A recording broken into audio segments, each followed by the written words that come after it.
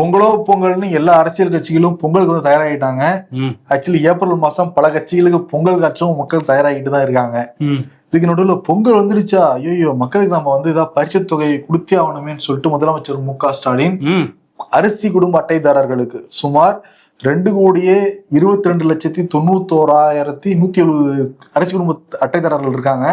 அவங்க எல்லாருக்கும் பொங்கல் தொகுப்போட 3,000 ரூபாய் பரிசு வந்து கொடுக்கறதா சொல்லி. 3,000 ஏன்னா ஆட்சிக்கு வந்ததுல இருந்து இந்த 3,000 கொடுக்கல.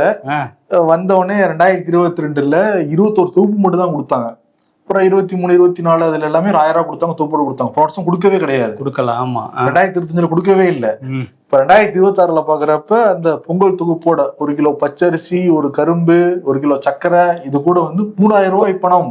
கேட்டா இதான் திராவிட மாடல் அரசு, பொங்கலோ பொங்கல் எல்லாம் ஹாப்பியா கொண்டாடுங்கன்னு இருக்காரு. எது தேர்தலுக்கு 3 மாசம் முன்னாடி வர பொங்கலுக்கு மட்டும் 3,000 ரூபாய் கொடுக்கறதுதான் திராவிட மாடல் அரசா?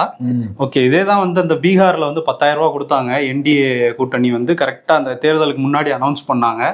அப்போ சொன்னார் ஓட்டுக்கு இன்டைரக்டா பணம் கொடுக்குறாங்கன்னு இவங்கெல்லாம் சொன்னாங்க.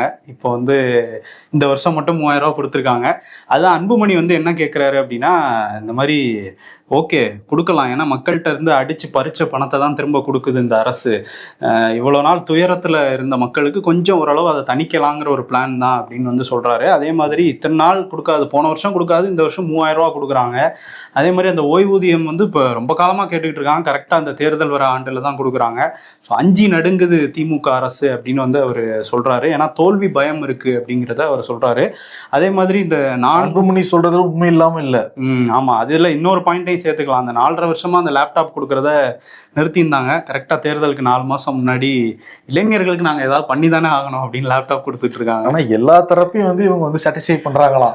இதெல்லாம் ஆட்சி வந்ததுலேருந்தே பண்ணியிருந்தீங்கன்னு வச்சுக்கோங்களேன், நல்லா இருந்திருக்கும். நீங்க இந்த 5 நடுக்க வேண்டிய இது இருந்திருக்காது. பட் கரெக்டாக இப்போதான் பண்றாங்க. ஆனால் பண்றாங்களே நினைச்சு நம்ம சந்தோஷப்பட்டுக்க வேண்டியதான்.